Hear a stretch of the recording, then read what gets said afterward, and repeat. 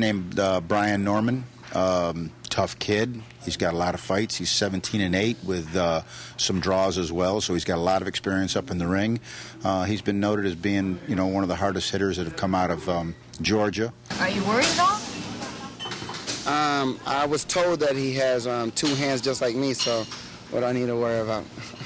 Thank you so much, Fernando. Oh, yeah. It's all about you. One time. I'm going to say it's all about you, buddy. It's all about you. Yeah. There's been a lot of times that you see a lot of people that fight nobody, but as long as they win, that's all the community care about. You know, you can put a bum off the street on that and they knock him out. Wow, did you see what he did? You understand? But I mean, you know, until you put him next to somebody of a certain caliber, you won't see what you got. You understand what I'm saying? So that's what I'm here to do, just, you know, welcome him to the big league. How about that? I'm here to welcome him. They always get amped up, sometimes even more than me, but I hold it in more than they do. But yeah, we're stepping up all the time. In October, the 9-0 Guerrero was already looking to broaden his resume. I was actually telling Hal that they need to step me up a long time ago. So I'm just glad that, you know, he has a good record, and I'm going to be the one to screw it up.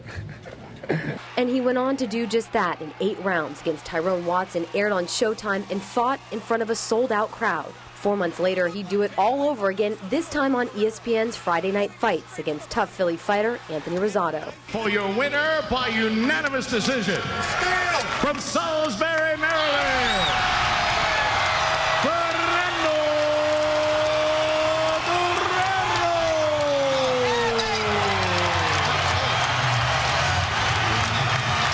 I think they're going to be lifting a few here in Salisbury tonight.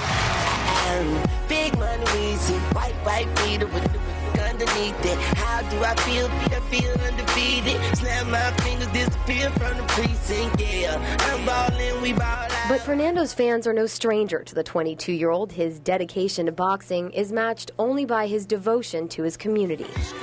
He's not in the gym, he's at a school or in a library where his series hangs, a collection of memories, a reminder of how far he has come. This is one of my favorites, mainly because it was one of the first pictures that I took of Fernando, one of my first visits to the gym a couple years ago.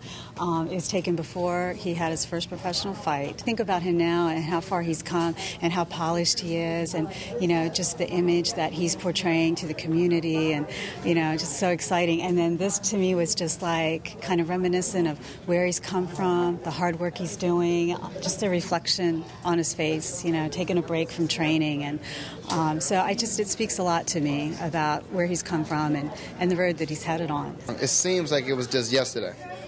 And now I've done a lot, accomplished a little bit, not that much. I have a lot more to go, so Cher's got to stay around and catch her those other moments that I'm going to have in the future. Or supporting his steppers, the Guerrero Step Team.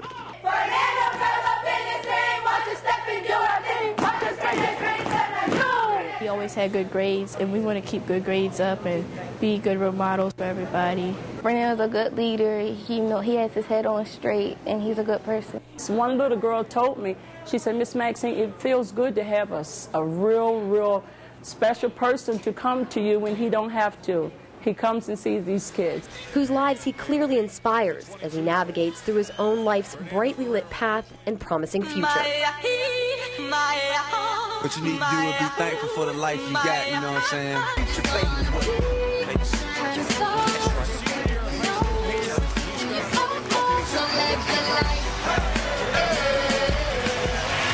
And that bright smile, it lights up a room. He's a dynamic young man, a joy to be with. And wherever you go in this town, when it's fight week, they're only talking about one thing: Fernando Guerrero.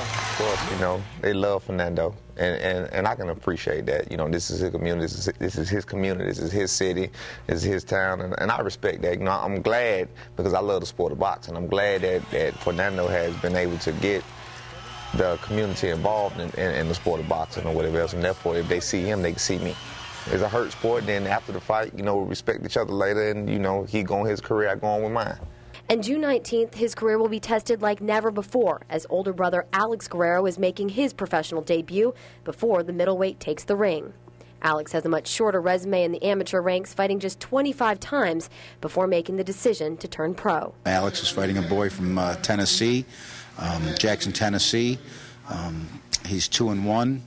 Perfect for a debut fighter like Alex. We got a lot of faith in Alex. He just did so well in the National Golden Gloves, got a bronze medal in the Nationals. I just have a lot of faith that he can handle it just fine. It's in hometown, you know what I mean?